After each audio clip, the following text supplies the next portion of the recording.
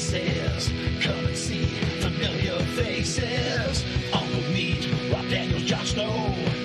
Gibby's here, it's the place to go. Grab a star of rock with Mike and the Bad Metal Man. Grab a star of rock and hold on tight as hard as you can. Keyboard's here, it's time for a party. And Chris Song's got the comment started. Grab a star of rock with Mike and the Bad Metal Man. Grab a star of rock and hold on tight as hard as you can. Grab a star of rock. Grab a star of rock.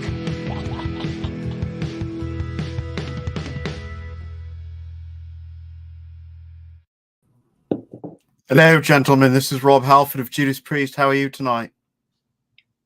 Oh, wonderful. How are you, Rob? I'm very well, thank you. Thank you for coming on the show. Michael couldn't make it tonight, and he asked me to host in his honor, which I'm glad to do. I'm really sorry for butchering the accent there. Hey, guys, how are you doing tonight? Awesome. Good. Great. Hey, Good to see you. Harrison, it's been a couple of weeks. Yeah, I almost forgot what the intro sounded like. That's the brand new version of the intro video, too, with more Lego, more Jon Snow, and more Rob Daniels. Even better.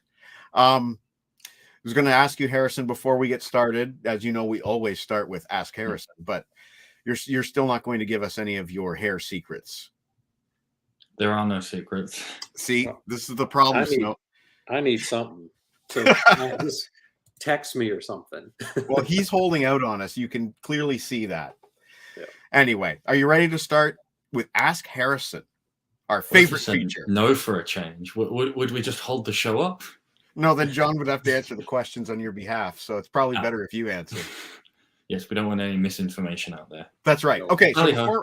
before we get started with the Judas Priest, we always like to do Ask Harrison. So this is question number 1 from California Girl.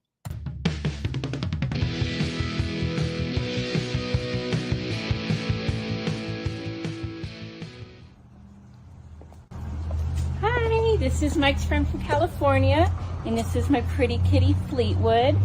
And Harrison, I just had to ask you, what are your thoughts about our loss of Christine McVie? And are you a Fleetwood Mac fan? If you are, do you actually own any Fleetwood Mac albums? Anyways, I'm still suffering her loss. Breaks my heart. She was amazing. Anyways, let me know what your thoughts are on Christine McVie and Fleetwood Mac. And she also wanted to add that if we were able to play songs on this show, which we can't due to copyrights, she would want us to play Songbird because it was written and sung by Christine McVie, and it's outstanding. Okay, Harrison. Well, I guess I'll address it in order. Christine might not have been one of the most prominent members of the band, but she was just as integral to the sound as all of the others. Yeah. I would call myself a fan. I don't own too much because, as you sort of know about me, I pick out a live album and then I don't need much more. So the actual live album itself that I own is a great live album. Oh, Dance. That's good. Oh, Yeah. The video. Yeah. As far I've got the videos. Well, the video's got like 5 more songs. As far as I'm concerned, this is basically the crowning moment of this lineup of the band. Yeah. And funny you should mention Songbird, because at the very end there, There it is. after bringing out the marching band for Tusk and keeping the horn section around for Don't Stop, Christine just comes out to the piano herself and ends the show with Songbird. Holy crap.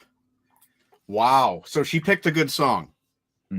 Awesome. Well, thanks, Harrison. And if that is that 1997? Do I have that right? Yeah. Okay, so I was working at the record store, and my buddy T Rev was working at the Cambridge location of said record store when a dude came in that he called Girly Bike Man because he rode a girl's bike. Anyway, Girly Bike Man was looking at that Fleetwood Mac album. It was a brand new release, and Trevor said, "Hey, are you interested in that? Did you want to give it a listen?" And he goes, "No, just checking out the babes." Swear to God, true story. Okay, you ready for question number 2? Yes. This is from our good friend, Mr. T-Bone Erickson. Hey, Harrison, how's it going? You know, something I've always been meaning to ask you. How many times have you been bitten by either a snake or a spider? And are they poisonous and, was it life-threatening? Because I hear they're pretty nasty down there. Anyway, just something I always wanted to know. Hey, it's good seeing you. Take care. Over to you. All right. I'm not getting my lefts and rights tonight. No. The grand total of 0 times being chomped on by a spider or a snake. And I'm pretty sure they're not poisonous, although I haven't tried eating one. He meant venomous. I know exactly. And you're being a stickler. I'm being a smartass. Okay, so I have a follow-up question. Are you prepared for more questions about Australian cliches in the coming weeks? Because there's more coming. Buckle up. I haven't even sent in mine. Yeah, that's right. Snowman's going to do one. Sorry, Harrison, I didn't hear what you said there. I said, I guess I better buckle up. Buckle up, my friend. Okay, so thanks for the fun. As we said earlier, we're doing Judas Priest tonight, and Harrison has recently acquired the 50 Heavy Metal Years of Music box set, which I acquired. On the heavy. Right, it is, which I acquired approximately 11 months and like 14 days ago or something like that. Anyway, we're going to show our copies off tonight. John's got his own complete, what's it called? The complete albums collection? The complete albums collection. It is fascinating. Yeah. I sense sarcasm. I sense sarcasm coming from the Snowman tonight. Well, I'm going to have box set envy after this. Hey, John, just can you do me a favor? Yeah. Right behind your head, I see some delicious Gene Simmons soda. There it is. Oh, thank you. We'll do a close-up here. Just want to get a good close-up on this beautiful bottle of Gene Simmons soda. Yeah. There, and I have the root beer one right now. And you're going to be reviewing this in a nice photo review coming soon on your site, tooloudtooOldmusic.com. Yes, I finished it. It's about the 23rd, I think it'll be out. Making us wait. Okay, so what I've decided to do, and haven't spoken to either of you really about this yet, is since Harrison and I have the exact same box set, we might as well kind of like go simultaneously. We'll show our stuff off simultaneously. We'll start with the goodies. We'll work our way through the goodies, and we'll finish going through the studio albums. And John simultaneously is going to be going through his studio albums, album by album, and we are going to pick our favorite and least favorite track from each studio album. Does that sound like organized chaos? Yep. Okay. Well, let's hope that it will go off the rails. So let's expect that. Now, I think Harrison and I in general have more goodies inside the box to show off. So maybe we'll start with us showing off the box, the weight of the box, what it looks like on the outside, etc., and then we'll pass it down to the Snowman. Okay. That sound good? Yeah, that works. Okay. So, yeah, it's heavy, like he said. You got yours handy, or I've got it handy. I took the lid off so that I can. Oh, okay. So there's the full thing. Do the Tim Derling thing. There's the side, the bottom. It's a bit hard to make out on the screen, but there are references to most of the albums in that trident on the front. You can see the blade from British Steel clearly. You can see the Painkiller, the eagle from Screaming for Vengeance. I think the only ones I couldn't see were Point of Entry and Demolition, although they have. There's Rock-a-Rolla. Yeah, I just saw the Rock-a-Rolla. I see Ram It Down. What's in the top corner here? Top right is Firepower. Top left is Stained Glass. And then at the bottom, we have that's Nostradamus at the bottom. Nostradamus is a bit of the way up. Above him is Killing Machine. Okay, yeah, you're right. And Sin After Sin at the very bottom.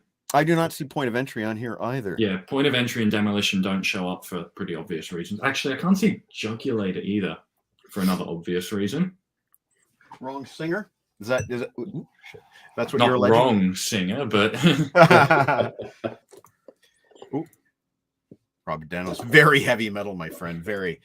So that's what the outside of the box looks like, and my arm is now tired.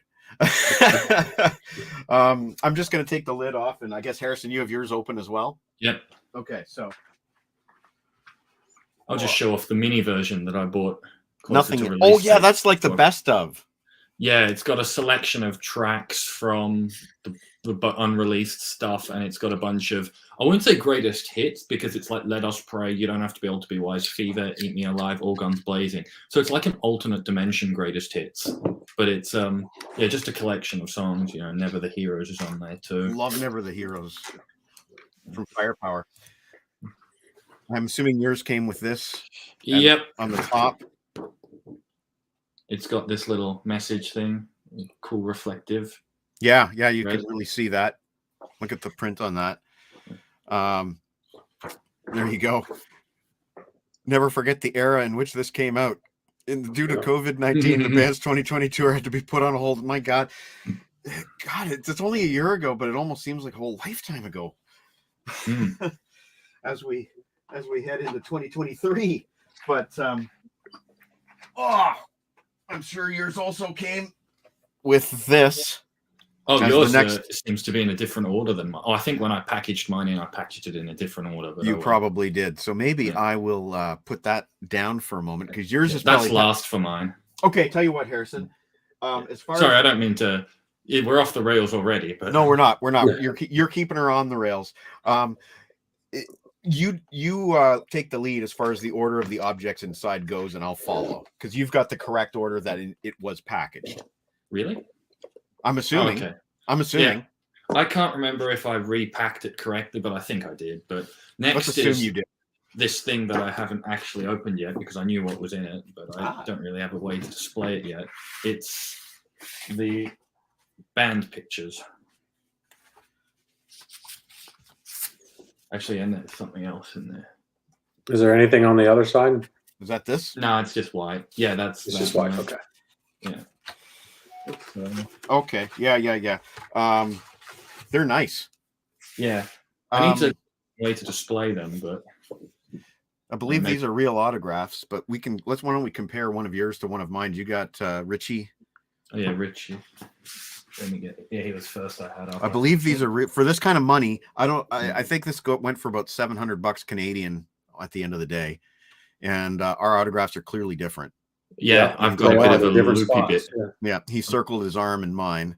Yeah. Oh yeah, the R is completely different. Yeah, so that's awesome. That confirms these are the real deal. Normally, it's just a print. Yeah, they did that 3,000 times. Yeah. Oh, yeah. Where did Ian put mine in a similar place? Where did Scott Travis put his? It almost looks like it's CH to me, but with mine, it looks like the pen was starting to run out a bit. Now we don't know exactly which numbers. A little more faded. We don't know exactly which number Harrison has until we get to the razor blade in the package. But there's Glenn. We'll get to which numbers of box set we have when we get to the razor blade where it's on there. And there's Rob. He signed it on his crotch. And then there's also this book in here, which I never actually looked at. Well, why don't we? I think it's a recreation of the official 1980 tour program.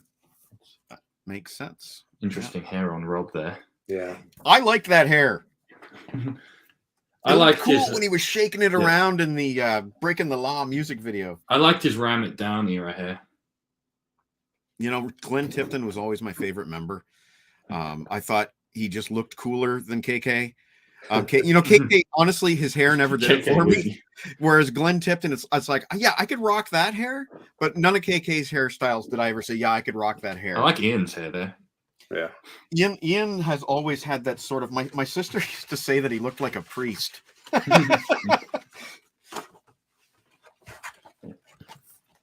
the discography. All of albums also available on cassette. Right.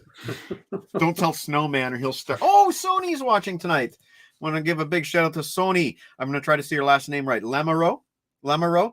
And she is a fucking awesome singer. Trust me on that. You should hear her do Dio. And yeah, not printed. Thanks for watching, Sony. Over to you, Snowman. Okay. My box set is pretty impressive.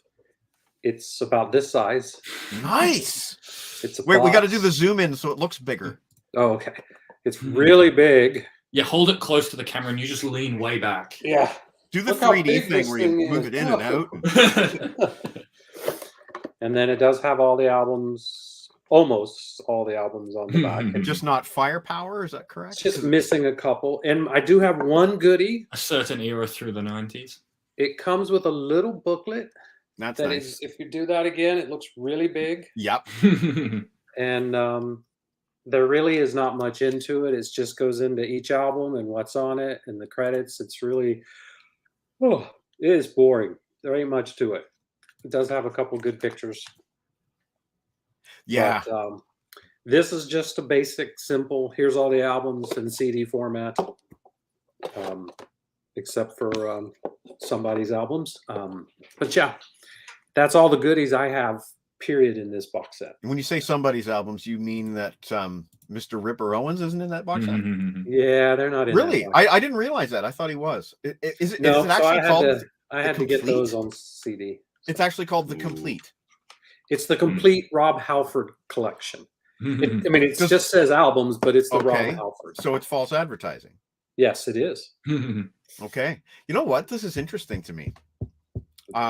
What label's that on, John? Sony, Epic. Sony. Okay. And it's Alza. got Rock-a-Rolla and Sad Wings, both. It has everything else. Up until what is it? It's Angel Retribution, it's got Nostradamus and A Touch of Evil.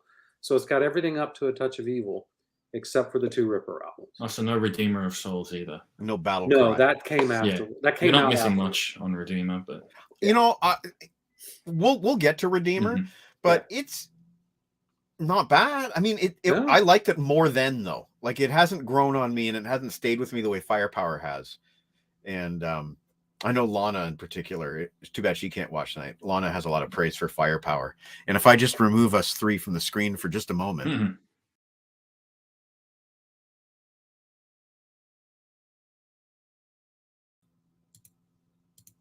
Nice job, Harrison. For those who don't know, and there might be some who don't know, Harrison does all the Lego art that you've seen on the show. So, that guy. Oh. it's out of reach. Damn it. I have the actual thing standing near. Snowman, before I go forward, do you have other things lined up that you might want to show off if we run short on your Judas Priest content? Yeah, I've had a hell of a week of collecting stuff. So Cool. Okay, so we'll do your new arrivals as a consolation prize for not having as many contents to your box set. it's fine. It's fine. Okay, cool.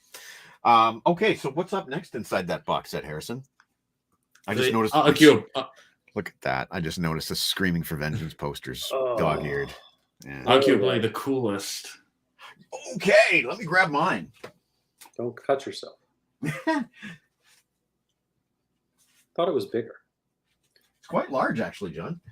Yeah. That's a good size. So, okay, let's look at the numbers.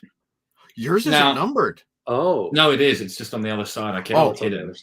Now, the funny part about mine is that I bought mine when they were advertising like last copies left. And the only reason I waited that long is because I just naturally assumed that it would have been all sold out by now. And it was news to me that they still had copies left. But despite the fact that I bought some of the last copies, I got... Whoa. What? 289. He's got a lower number than me. Yeah, significant. And I got mine a year before him. Yeah. And when did you get yours, Harrison? End of November. And they still had some left? I would have bought one. Yeah, I thought they were. Try, John. Try.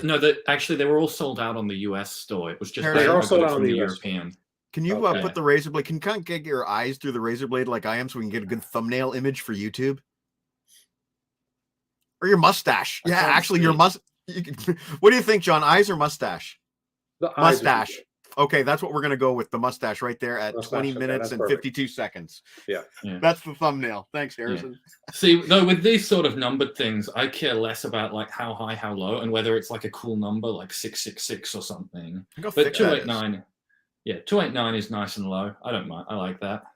No, what's it made of? Is this aluminum or something like that? If it's heavy, it feels heavier than aluminum, though. Yeah, it's got a certain heft to it. Could be stainless steel.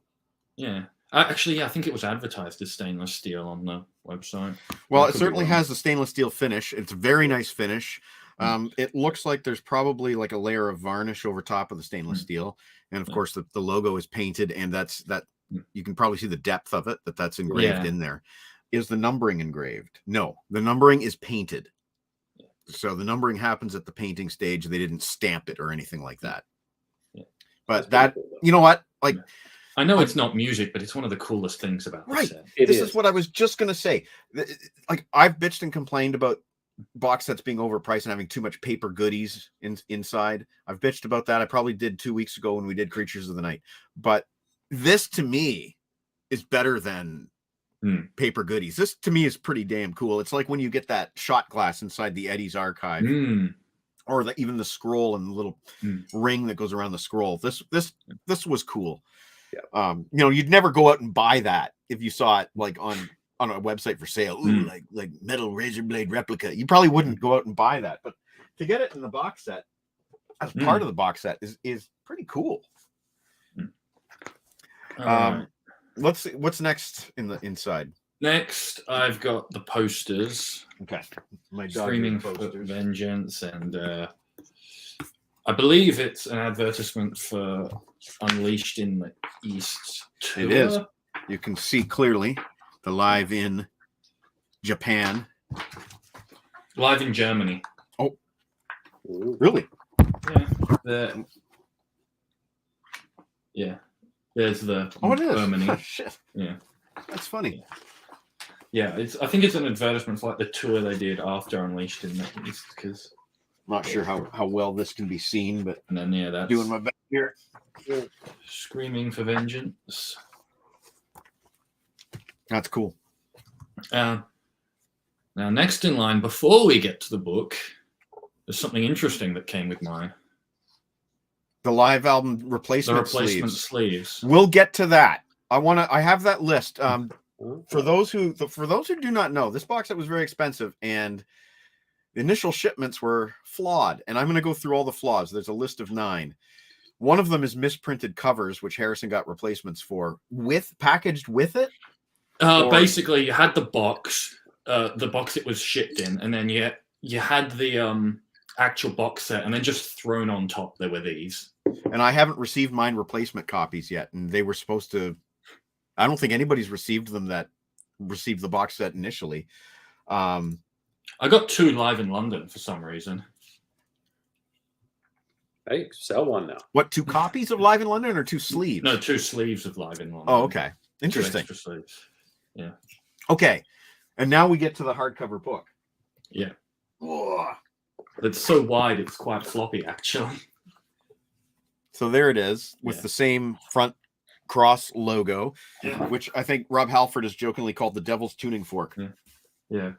I just opened up to Rob's Ram It Down Air, so I don't want to crack the cover too much, but you can see the inside front. Now you see these words there?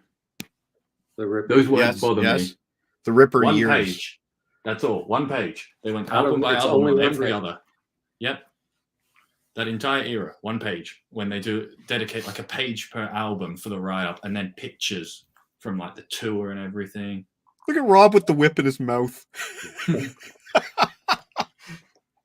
Not sure how many pages this sucker is, but you can see every page is full color. There's 130 numbered ones. Sorry, 131 numbered ones. That's nice. Notice on Rob's jacket there, he's got the JP logo from the Judas Priest. What is that? Was that the Priest Live? I've got the No, that's a different looking JP, isn't it? Is that the same JP? No, it's different. No, that's different. Yeah. Lots of text though. So I guess there's a couple pages dedicated to each album. Well, 1 page for each write-up of the album, and then some tour photos. Except if you're Tim Ripper Owens, you get the footnote page. Yeah. Wonder why he did 2 albums. So I wonder why. Like, do they have that much of a pickle up their ass about Tim Ripper Owens? Probably. Someone That's sad. does. That's Just a sad. fan. You know what? I know. I shouldn't say this, but I was not very impressed with Judas Priest management bad-mouthing KK Downing this week. It was unnecessary. I don't know if you guys are familiar with the story, but Jane Andrews from their management was in an interview, and she said KK Downing, he had whatever, he had cold feet. He was really nervous before the gig because he hasn't played in so long. Okay, sure, whatever. But she's like, oh, he should have at least come to our dressing room to say hello. If he had come to the dressing room to say hello, everything would be so much better, And I'm like, you know what? Works the dressing room door works two ways, Anyway, that's it. I don't think she should have said anything. We've been getting such a good vibe at a Judas Priest lately. There's been such friendly vibes going on. You're like, anything's possible, Anyway, that's me complaining. Do you want to start going album by album, though? Why not? Let's do it. Sucks to be the Ripper. Moreover, that he did amazing live, in her opinion. Not just your opinion, my friend. Talk to the Mad Metal Man. He knows his live. Kind of tough to even compete with the god of metal. That would be the metal god. Actually, you know what, Sony? I'll just show this real quick. My metal god action figure. This is the same as that I showed in the packaging at the start of the show. This is by Super 7. It's called a reaction figure, so it's done with 5-point articulation in the style of vintage Star Wars figures. Actual little metal chain hanging off his butt. And he's done up in the Unleashed in the East getup. That's pretty cool, eh? So I have one of those packaged and one of those loose because I have to have all that. Okay, let me start grabbing my discs.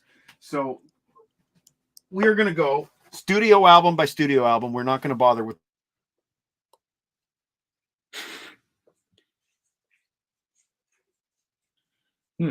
Communication breakdown. Can't hear you. Can you hear me now? Yes. Yes. You can hear me? We should have said no. I can't hear you. Crap. You can.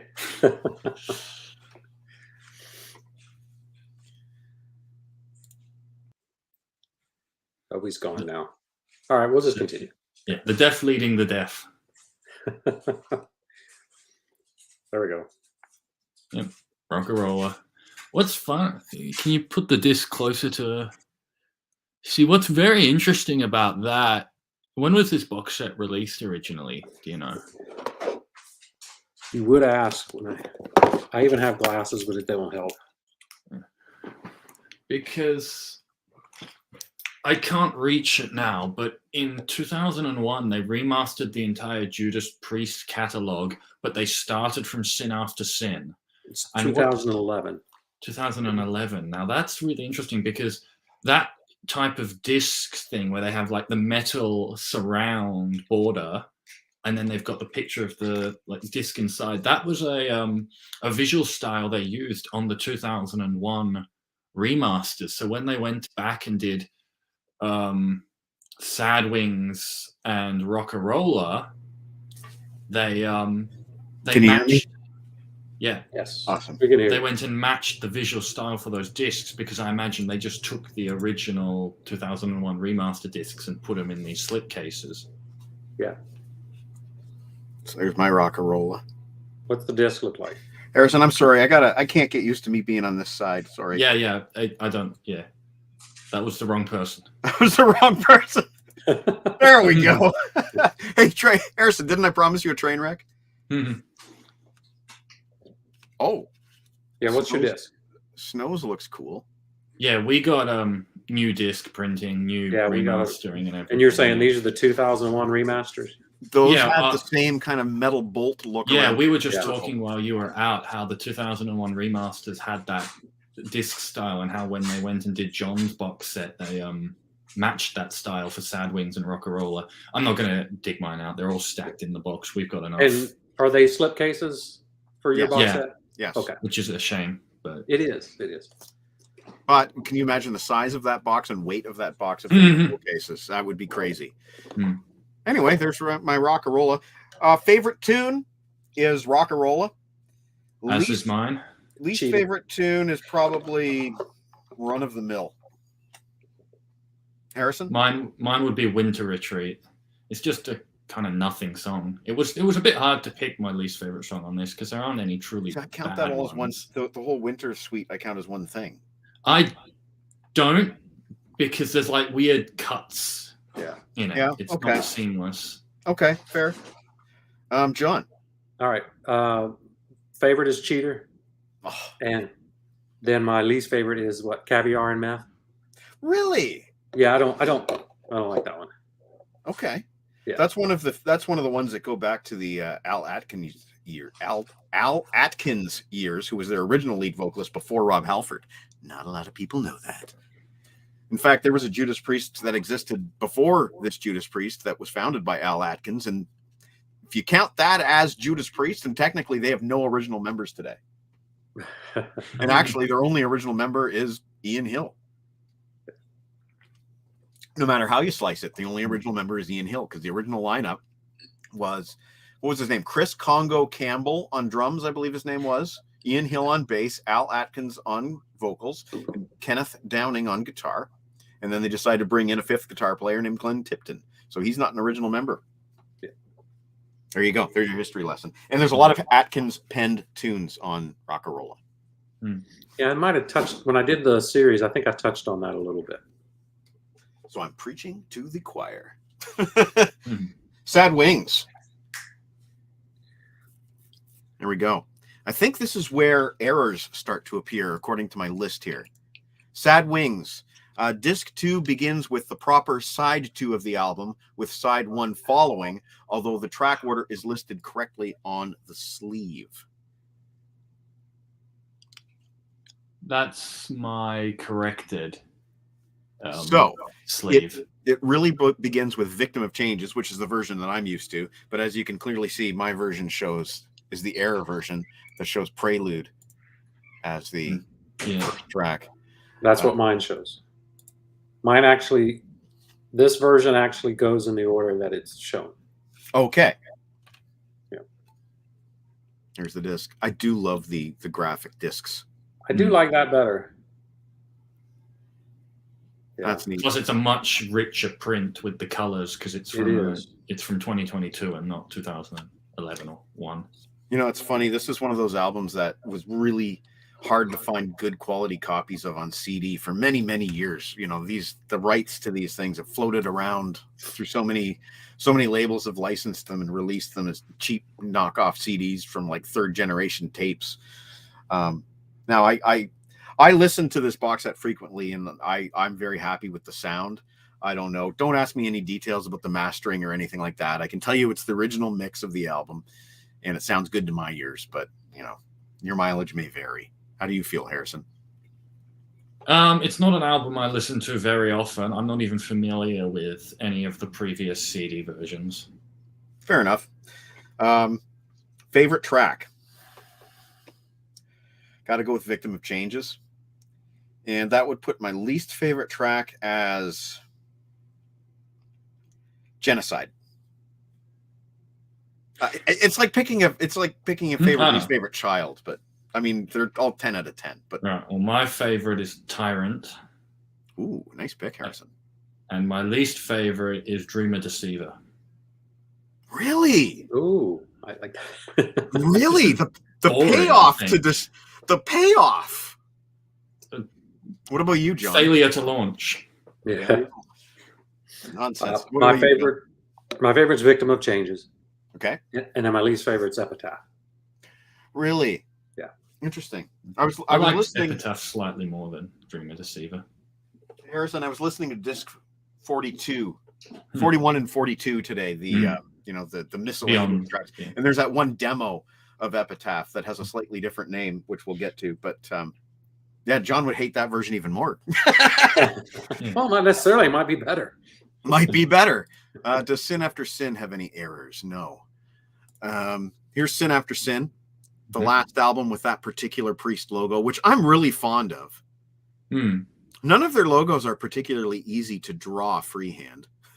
That's a nice, deep, rich, like previous CDs. I don't remember being this deep and rich in color, but I could be wrong. That's a really nice looking cover. And inside there's the picture CD as we've seen, same as the others. Mm-hmm. So this is where the 2001 remasters start, and as you can see, John's disc, they matched, Rock'n'Roller and Sad Wings to look like that. So, John, I would ask you this question: does Yes. your box set include the bonus tracks? Yes, I have 2 bonus tracks. This is what I would consider not a flaw necessarily, but a weakness with this box set, which is you still need all of the Sony prints of those albums, the 2001 masters, to get all those freaking bonus tracks. Yeah, but what would it be like if they just threw that all in there and as then a bonus CD? We bought this already. We bought this already. We bought this already. No, because all of these. Yeah. No, I thought you meant. I thought you were talking about the 40th anniversary editions that came out. Because all of most of the live tracks from the 2001 CDs are on Defender's 40th or 30th. The concert. Yeah. Yeah, but certainly not all the bonus. Some of them aren't. Yeah. Not all the demo tracks and whatnot. Yeah, I do agree that. Yeah.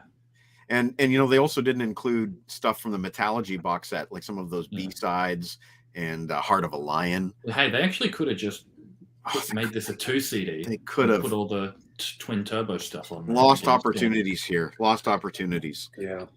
Anyway, like Leopard's doing it right by doing those rarity vinyls.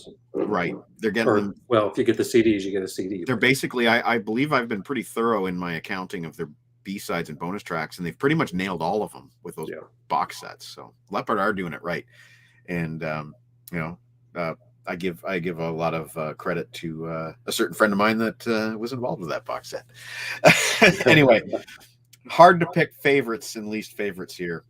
I can tell you, as a kid, I probably would have had Let Us Pray as my least favorite. It was so heavy, it almost like blew my head off. But today, damn, this is hard. Yeah, it is. This one is. I don't think I had a delete on this one. Okay, you know what? I'm gonna go with the stereotype, and I'm gonna pick Diamonds and Rust as my favorite because it what's wrong with it? Nothing's wrong with Diamonds and Rust. Least favorite maybe Starbreaker because it's got kind of a corny. There's a certain corniness to Starbreaker, so I'm gonna put Starbreaker as my least favorite. Metal isn't allowed to be cheesy. It is a little though, isn't it? It has sort of a fromage. Yes, I have no problem with the fromage in the metal. No, you can't. You can't have too much of a problem with it if anybody's a metal fan, because I mean, is there any genre that has more fromage than metal? Probably not. Not many. Yeah. Well, my favorite Starbreaker almost topped it, but it was really hard. But I did give it to Here Come the Tears. Here Come the Tears. Okay. Yeah. I love it when that song just builds at the end. Yeah. Here they come. Love that part. Anyway. Yeah, and my least favorite in quotations, Last Rose of Summer. Okay. Yeah, I get that. Like, we already had a pretty good softer song in Here Come the Tears. It's sort of superfluous to requirements. Yeah. I raise no issues with your picks. Okay, over to Stained Class. Well, I got to do mine. Oh, yeah. Sorry.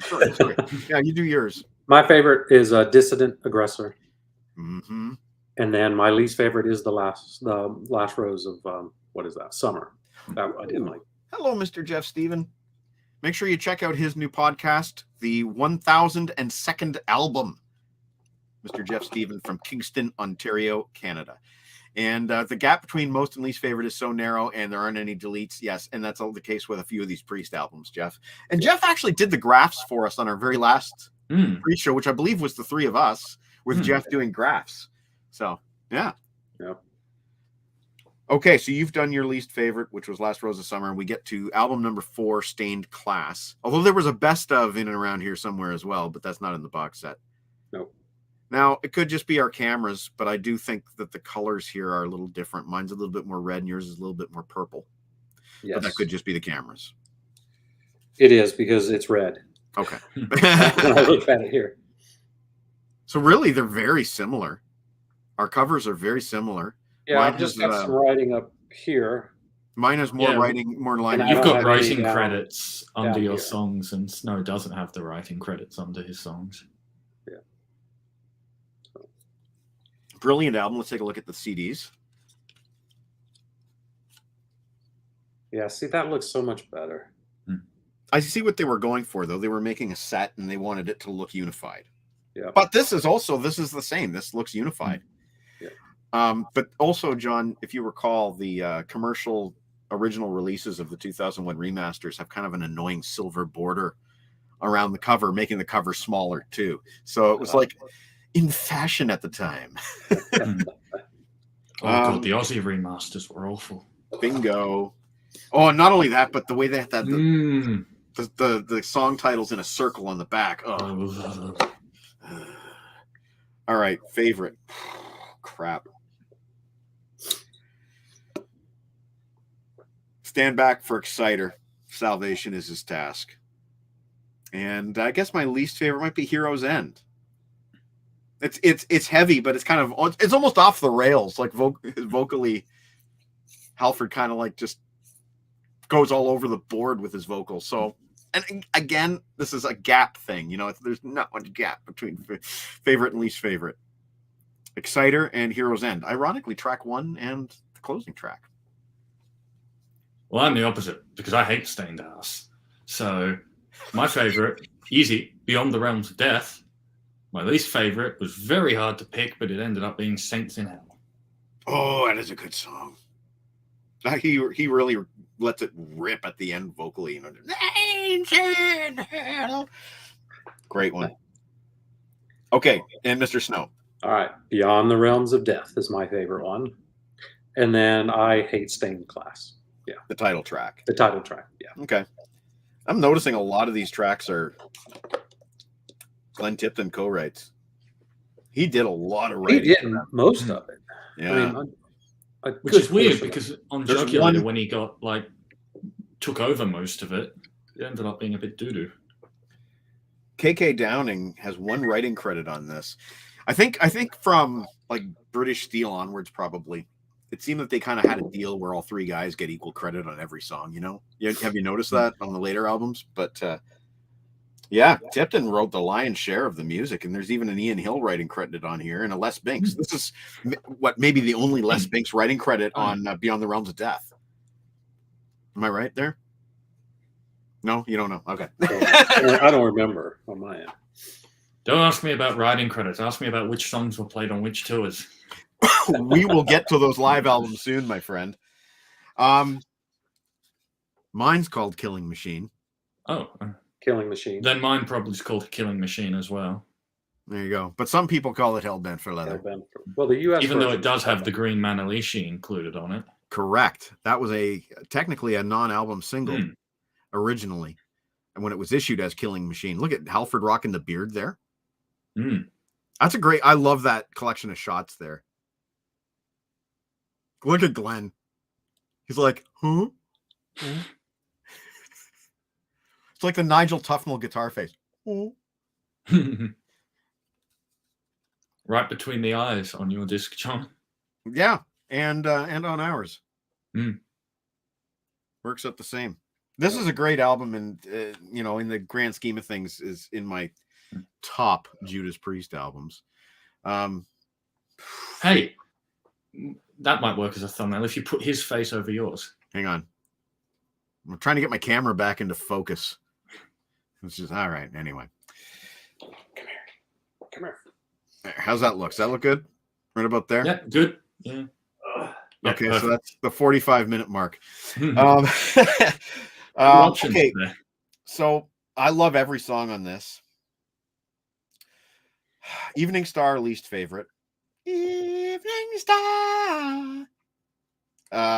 Green Manalishi is my favorite, even though it's a cover. Shocker. Yeah, totally a shocker. My favorite, very hard to pick, but I went with Burning Up. Okay, yeah. And my least favorite, there is one major stinker on this album, and it's called Take on the World. Oh, I know you don't like that one. Yeah, that was one of my favorites growing up, though. I don't know. I get it though. I don't like it as much now. Okay, what about you, John? My favorite is Before the Dawn, Good one. and then my least is Evil Fantasies. Evil Fantasies and Burning Up. I kind of feel there's two of a kind there. You know, they're both kind of like Rob Halford doing dirty stuff. I don't know. Like, I like those two songs that you guys picked for your least favorite. I really like them. They've got there's some good grooves going on there. Burning Up has a really wicked kind of riff there with the, it's. Burning Up has an atmosphere to it. Might have to. I'm not going to disqualify you guys yet. I still need you. You. We're not going to pick favorites and least favorites, but we will show off our Unleashed in the East live in Japan. Virtually identical looking. This does not have. They took off the bonus tracks. They took off. I got them. The bonus tracks, the 4 bonus tracks, which were originally an EP called Priest in the East, I believe. Yeah. See, it's very interesting how an album is to you when you get into it, because the first copy of Unleashed in the East I owned was the bonus track version. So to me, Unleashed in the East is 13 songs, not 9, and that's just it. But if you look at Live After Death, the first thing I got of Live After Death was the DVD. That's only sides 1, 2, and 3. So to me, side 4 of Live After Death, I don't associate that with Live After Death. It's just bonus tracks to me, which makes it all the more, interesting that when I say Live After Death is my favorite live album, I'm really only considering 3/4 of Live After Death when I say that. That's interesting. The 4th side is great too, though.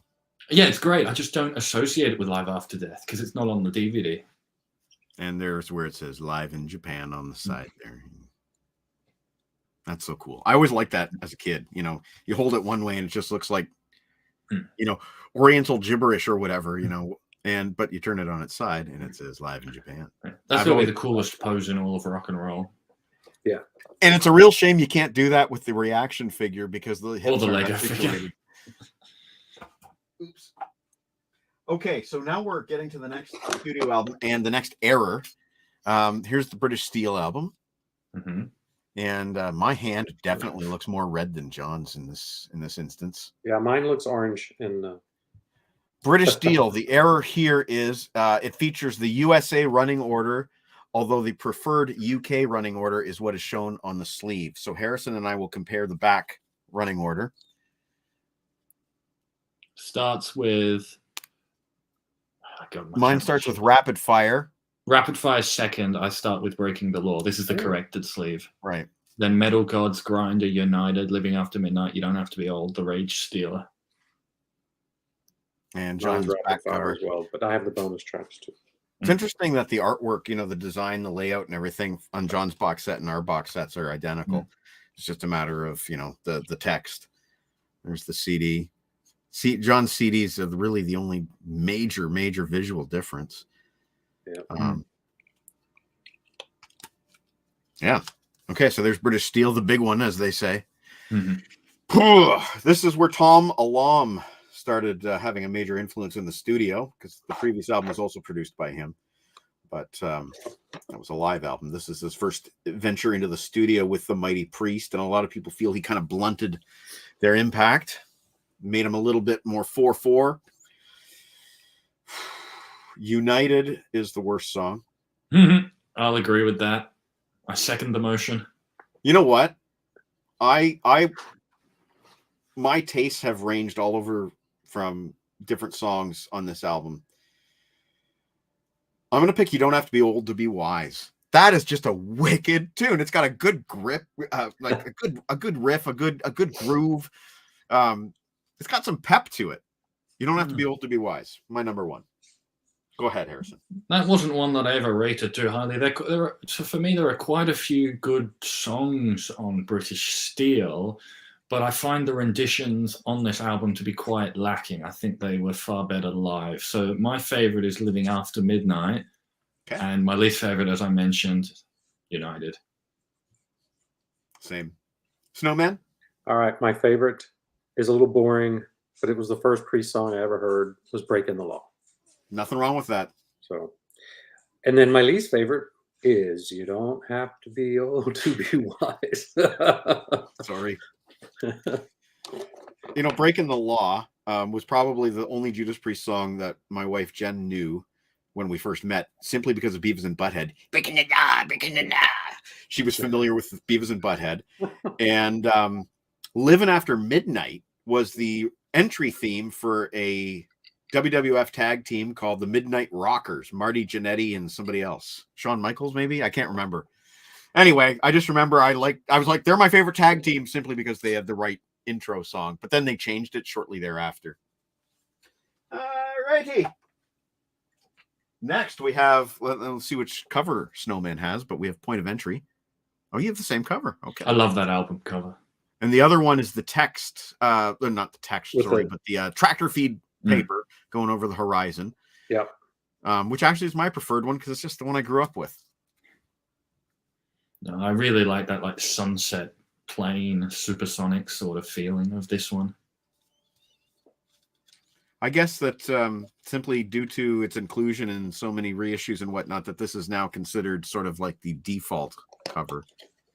I guess the paper cover was maybe a North American thing. Doesn't have the same impact on John's CD at all, does it? No, your colors are so much better on the CDs. They're really vibrant, aren't they? And this needs it. Okay, so second studio album. Oh, and I should also mention that last album, British Steel, was the first with Dave Holland on drums, who really changed the sound because he was no Les Binks. Right. So second album with Holland, second studio album with Alam. And I actually have a lot of history with this album. I bought it when I was a young fella, just, kind of cranking my collection of Judas Priest anytime I could get enough money and find an album in the store that was harder to find. You'd go to the store. They'd always have Defenders. They'd always have Priest Live. They'd always have Turbo, whatever. But to find some of the less common ones like Point of Entry, you would try to get them when you had the money. So this is a special album to me. I have owned it for a long time. It's one of the first ones that I bought. Desert Plains is my favorite song by far, which I guess would put You Say Yes as my least favorite. Yeah. No. Don't go. Most of Point of Entry just bores me. Even the two songs that I actually like on it, I need live versions for.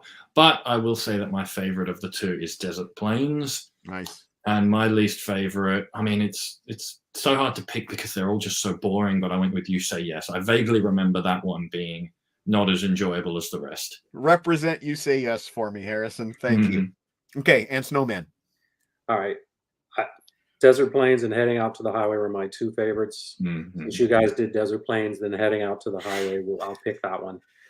But as far as worse, yeah, You Say Yes is definitely the worst song on it for me. So good represent. Okay. Let me just see if there's any errors that we need to consider there. I don't think so. I don't think so. No more errors until Priest Live. That's the next error. Yeah. Screaming, and the first with this style of artwork, which I absolutely loved. Devil's Child, man.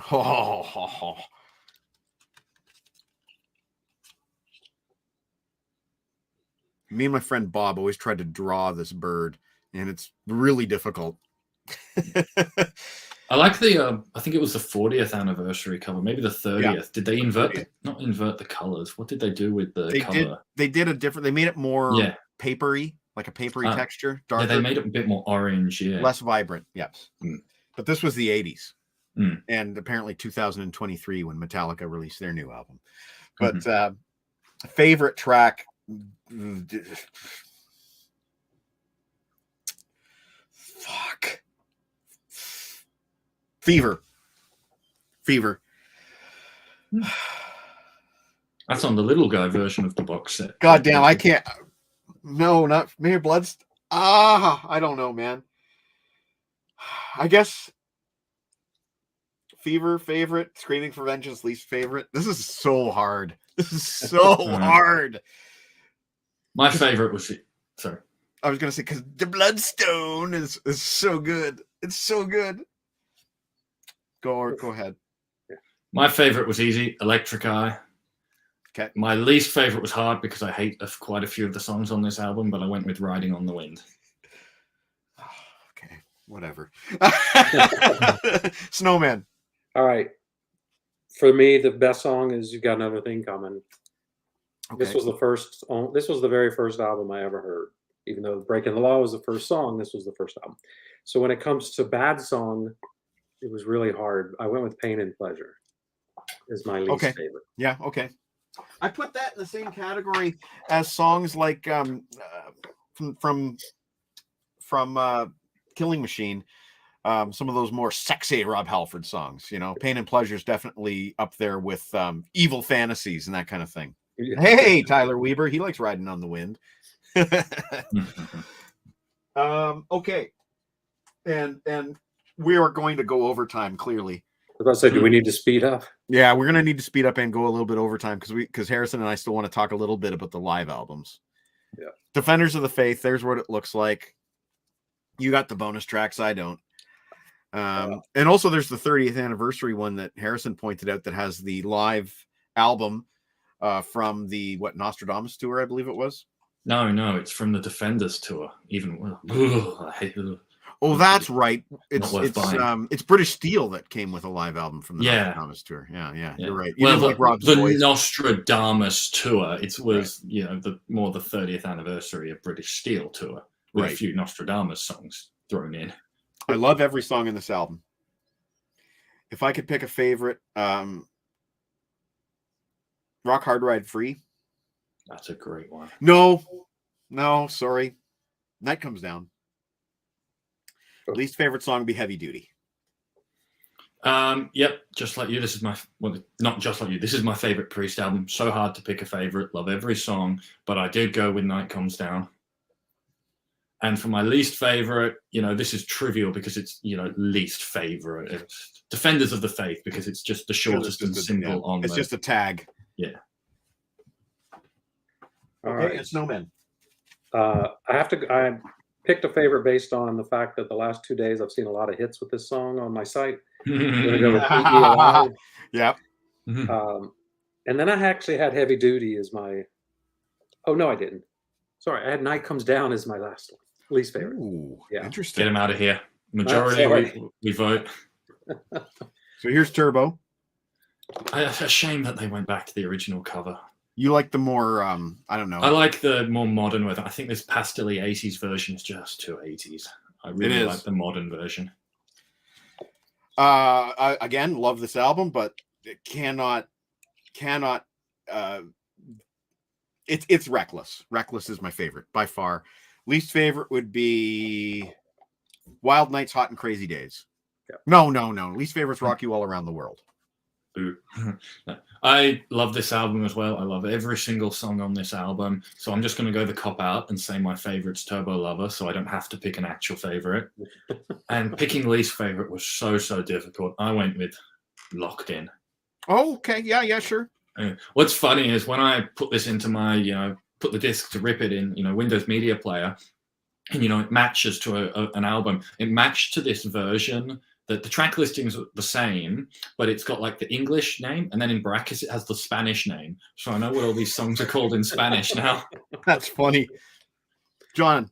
All right, Turbo Lover, my favorite, and then Wild Nights, Hot and Crazy Days, my least favorite. Fair. Yeah. Okay, so we're not going to pick favorites, but here's Priest Live, and this has two flaws. I don't know if that was visible or not. Let me zoom in. You will see one flaw. You see that? Hang on. No. It says Judas Priest Turbo. Oh, wow. And that's what this is what the disc looks like. And it's a gatefold. And the second flaw with this particular album is it's the shorter master with all of Rob's, well, not all, but lots of Rob's stage banter removed.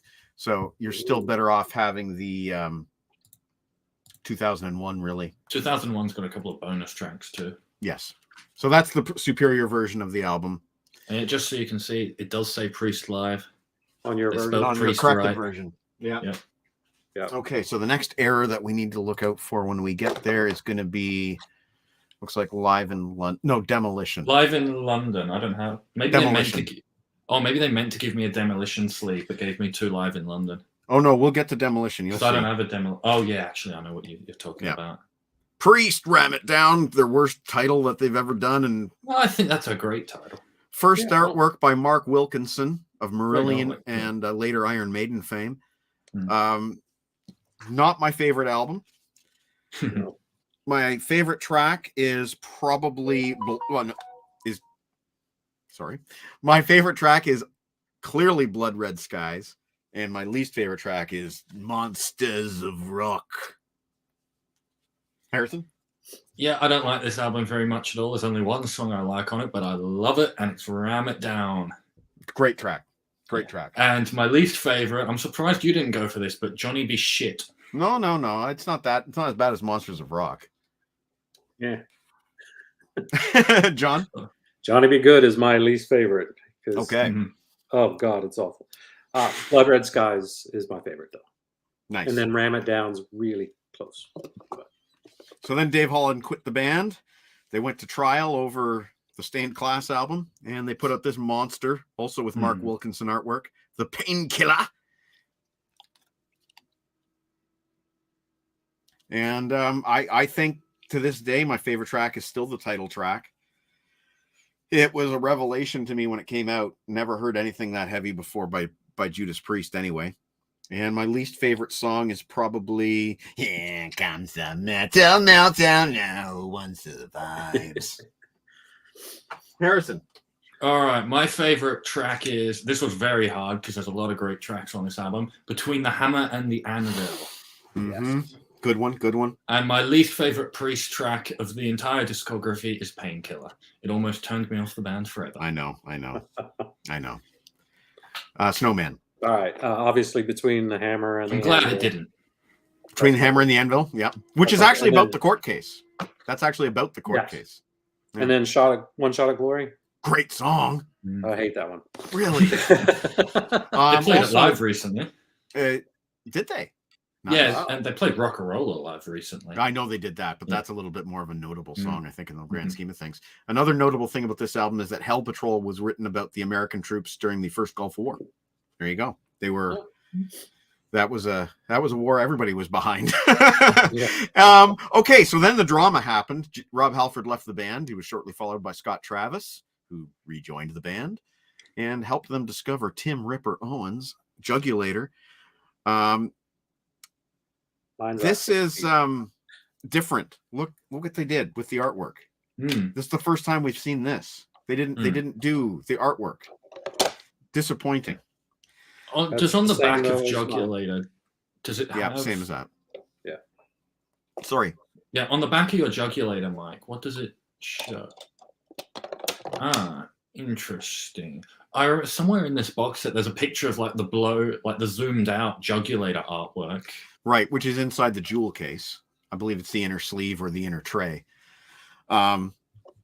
This is the album without Rob, the album with Ripper Owens, and all songs written by Tipton and Downing. That must have been painful for them.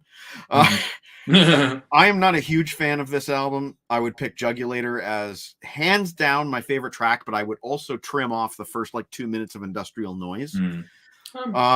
Least favorite track is probably... There's so many bad. Decapitated is terrible. Brain Dead, terrible. Abductors, terrible. I'm gonna say Abductors is really, really terrible. All right. The only good song on this album for me is Cathedral Spires. I really like that. That's a great song. Great song. And my least favorite, this was the hardest least favorite to pick because they're all so bad.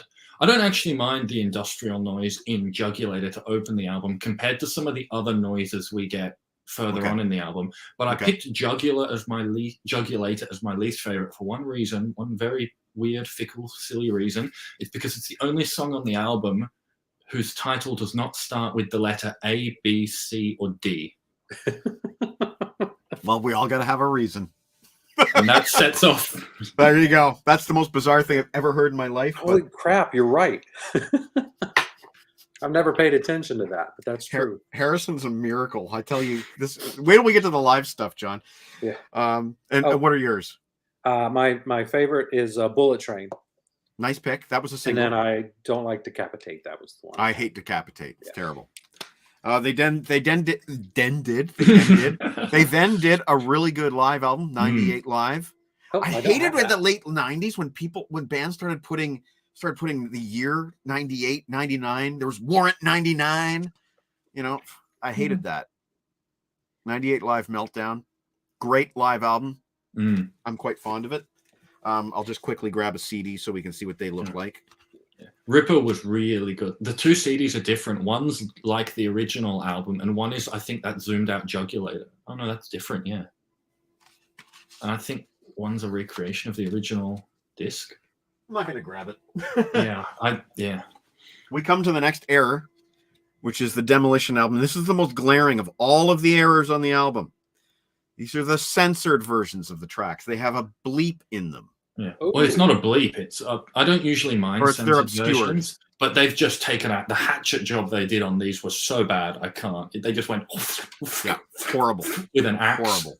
Wow, Horrible. your color. Mine is not red at all. No, it's very faint. Yeah.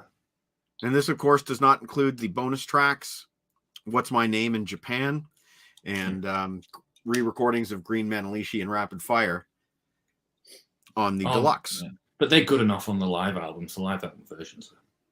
Yeah, but still, you know, it would have been nice to get Japanese bonus tracks. And I think this was their first album to include a Japanese bonus track in What's My Name. I used to quite like this album until I realized it was modern crap. Favorite track?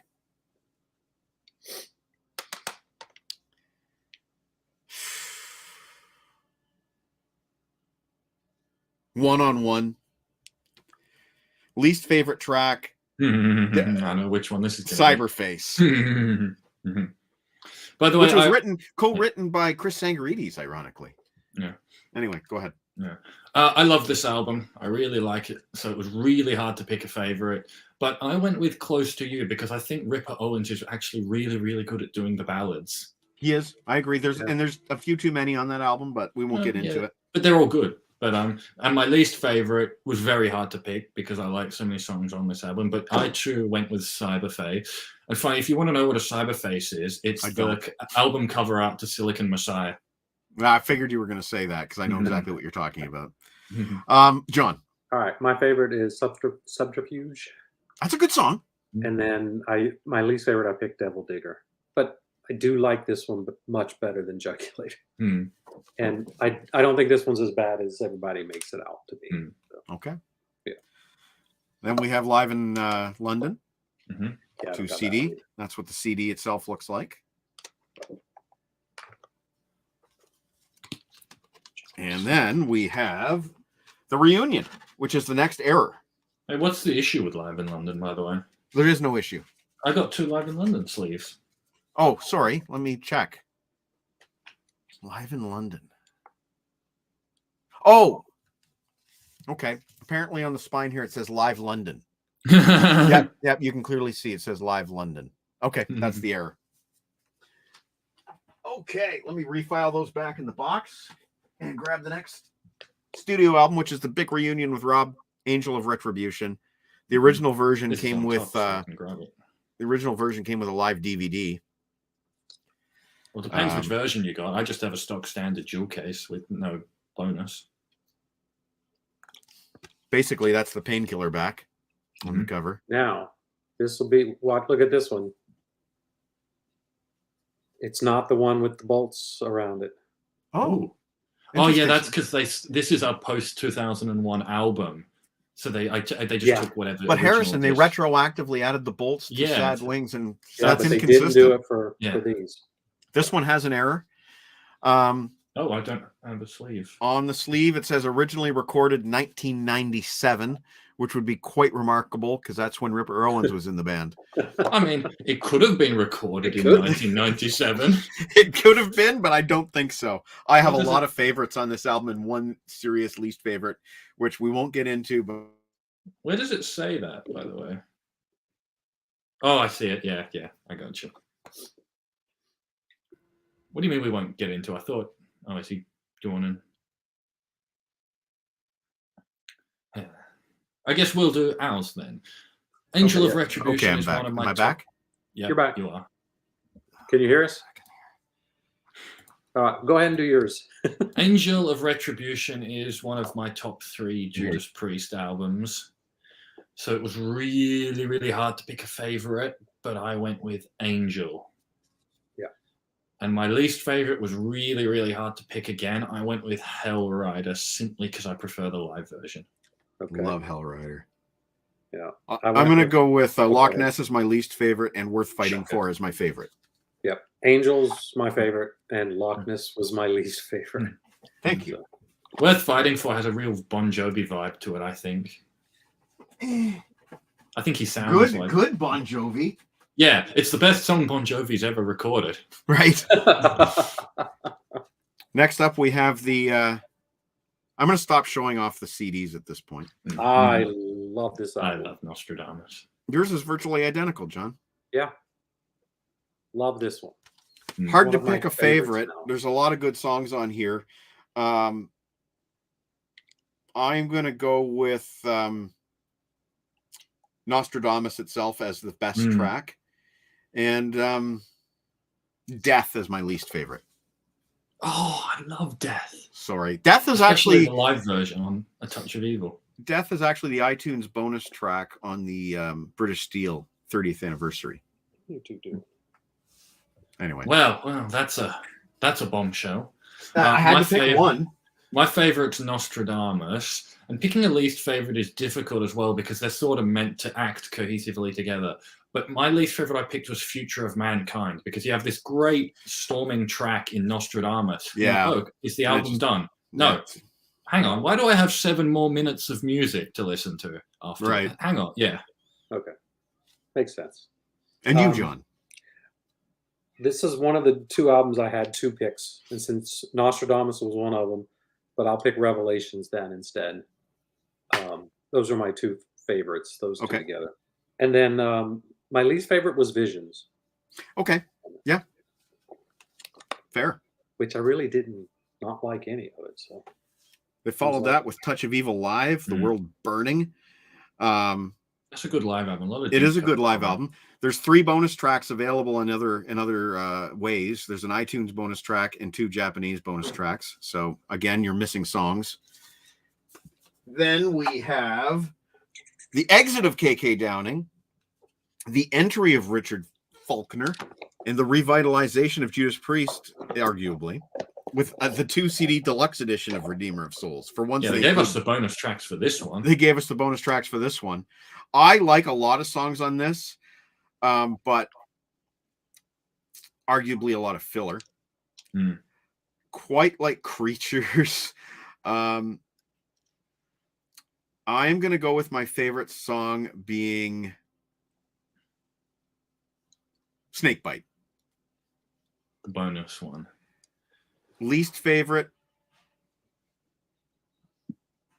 Secrets of the Dead. All right. Now, there are 3 songs I like on Redeemer of Souls, and the rest is just faceless filler to me. Wow. Those 3 are the title track, Battle Cry, and Cold Blooded. Now, for my favorite, I picked Battle Cry because it's the furthest one in the track listing, which means that there's very little album still to listen to. Okay. And my least favorite, I picked Dragonaut simply because it's the first track, which means I have the whole album before me to listen to. Wow. Holy smokes. Wow. John. My favorite's Halls of Valhalla. And then my least favorite was Hell and Back. Okay. Then we did this now live I have a album. bonus disc with this one. That's Yeah, same as ours. we've got that too. Same as ours, yeah. Then they did this live album, the very last thing with KK. Using I'm Harrison's. surprised Epitaph never made it into this album, as this box as a live album. I know it was a DVD only, but it seems like a part of their history that would be worth. Actually, maybe they don't want to acknowledge it because they're still touring. Yeah, that's probably true. And then we have the to date last studio album, Firepower. Brilliant album. Love it, love it, love it, love it. And ironically, my once upon a time least favorite song, which was Flamethrower, is now my favorite song. I love Flamethrower. But then again, I love Never the Heroes too. Yeah. I could easily pick Never the Heroes as well. Look, it was Led Zeppelin 4. Led Zeppelin 4. Except, 5 symbols. Least favorite, Lone Wolf. Yeah. Also, No Surrender is so good too. No, my Surrender favorite is and- No Surrender. Oh, so good. Storming track. And my least favorite was Evil Never Dies. Evil Never Dies. Okay, so we're already 15 minutes over time, so let's really quickly go through the live albums. I'll show them, and Harrison, you just say anything you want interesting about these live albums. Here's the first one, Live in Atlanta, 82. Anything you want to say? Nice to have an 82 show. Okay. Next one. This is the one I listened to today. Live at the Mud Club Really, 79. really, really good, especially audio quality too. That could have been Unleashed in the East itself. Apparently the tapes were bad for Unleashed in the East. Just get this out there. Even after all these years, it sounds really, really good. Yeah. Well said. Give me a second here just to get myself reorganized. Yeah, no need to record anything in the studio, Rob. Put this out. There's your right. Like seriously, that's a thing. Okay, next. Turbo Tour, live in Houston, 86, or unnecessary. We've got so many live stuff from the Turbo Tour. Right, because the deluxe Turbo album comes with a double live. Should have been something from the Angel of Retribution, the Nostradamus tour, or one of the tours that doesn't have a live album yet. Fair. And this one I know you were excited about. Live in New Haven, 88. Probably the reason I bought the box set above everything else. Priest's Rob's best form vocally. A lot of songs here that aren't played. History. Heavy Metal, Ram It Down. Those aren't played. I'm a Rocker. Very rarely played. Rob's in great voice. Yeah, if you thought the Feel for Life tour was good, wait till you hear the Ram It Down tour. Beyond the Realms of Death get plays too. Yeah. A partial show, live in Los Angeles, 1980. At least I think it's a partial, unless this is from that festival, the thing, the tour with Alice Cooper and Motorhead. Maybe they're playing an abbreviated set. Yeah. Maybe somebody can tell us. But anyway, Painkiller Tour. Oh, Painkiller. Wait, 1990. I thought you said 1980. No, I might have, but it's 1990. Live in Los Angeles. Even though Rob had blown his voice out by this point, it's nice to have a Painkiller Tour show. Even if the songs are the guitars on that show sound so anemic. They're just so lacking in power. I don't know if it's the mix, but it's like if Mark Knopfler was playing Judas Priest. And I don't mean to say Mark Knopfler's bad, but his tone is so stripped back to the point that all you're hearing is his playing. There's no effects, no nothing. This is like this show's like the Mark Knopfler at Judas Priest. Unfortunately, we get another Painkiller Tour show in this box. This one's a lot better. But first, we go back to 81, Live in London, previously unreleased. This is from the Point of Entry tour. Nice to get an 81 show too. Yep. Let's see what's on here that's kind of interesting. Grinder. Solar Angels is... Oh, no, that's 82, I think. Solar Angels is not on this one. Yeah, that's Desert on Plains Atlanta. is. And so is You Don't Have to Be Old to Be Wise. And then we go to 1980. This one kind of ticks me off because I already have this one under a different name. It was a bootleg that was sort of officially released, and they put a stop to the release, and I have a very rare copy of it. But Live in Denver. Yeah, nice to have a 1980 show. I like this album. One of my favorite things about it is in Green Man and Leashy when Rob Halford says, "What you say, Denver?" Next, this is the other Painkiller show.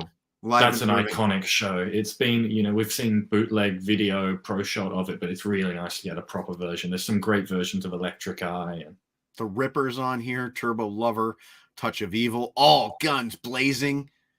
Yeah, this is a Nightcrawler too.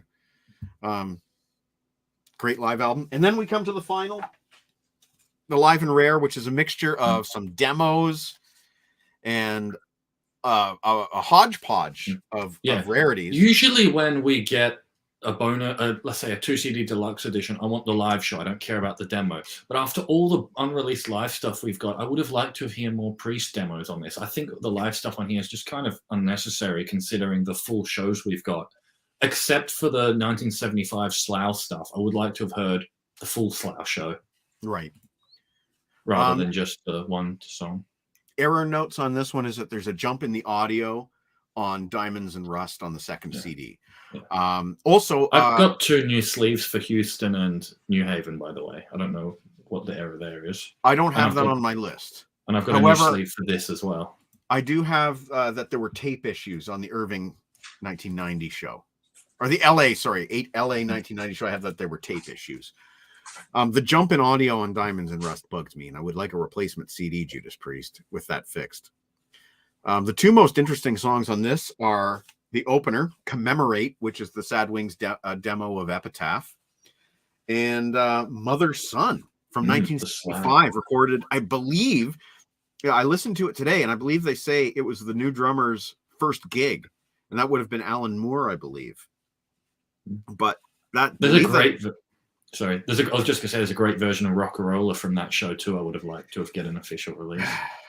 Right. So why this and not that? I don't know. There's some great stuff on here though. Another great live version of "You Don't Have to Be Old to Be Wise." "Better by You, Better Than Me" is on here. "White Heat, Red Hot," "Tyrant," "Sentinel," "All Guns Blazing," "Painkiller." Two versions of "Victim of Changes." Yeah, that's my main criticism of this disc, is that there's just so much stuff that we've heard plenty of times on the other stuff. I would have loved if they'd put some 2005 performances, some 2008 performances on this Beyond Live and Rare. But this is none of these CDs are past the Painkiller era. None of them. So that's what they gave you. That's what they get, and we'll see what happens on the 60th anniversary. Mm-hmm. Well, that's it. We have now gone through the entire Judas Priest 50 years of heavy metal years of music box set. It took us an hour and 20 minutes, but I hope it was worth it for everyone watching. Anything you guys want to say before we head out tonight? Harrison? Rock hard, ride free. Rock hard, ride free. John T. Snow? I was going to say that. God.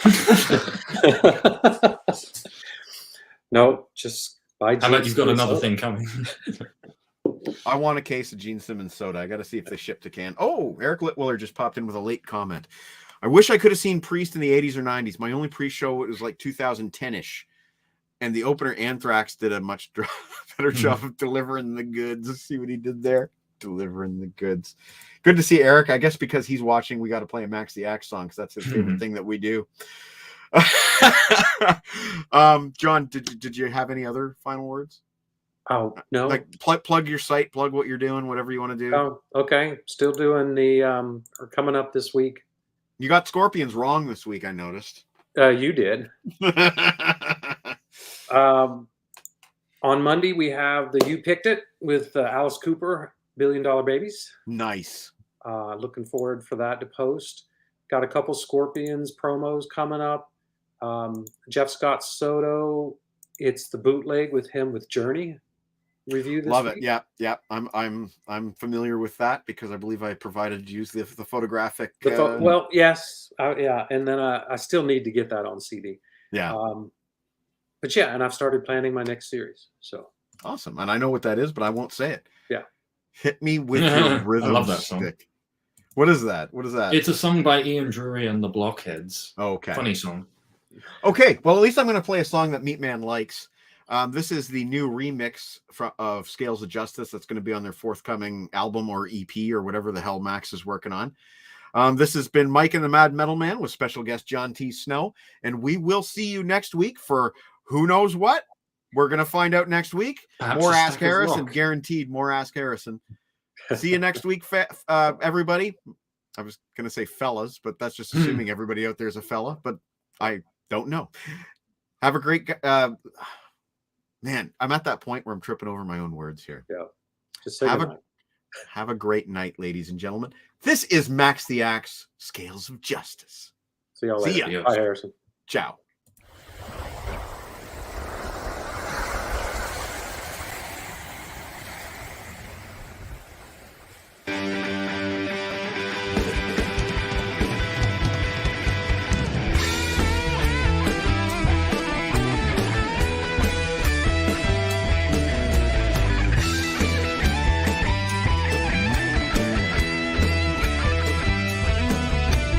Where do you whistle till dawn was a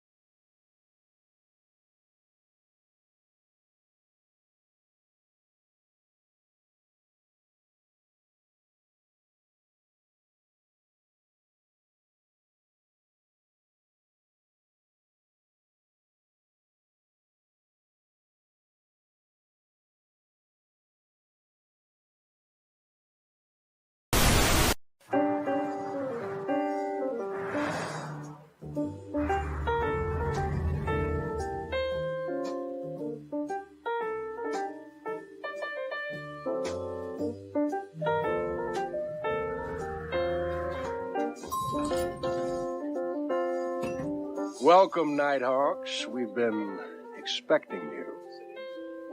The hour's late, but the party is just getting started. I'm Alistair Kovacs, your host for a sophisticated little soiree with jazz, stimulating conversation, beautiful ladies, more jazz.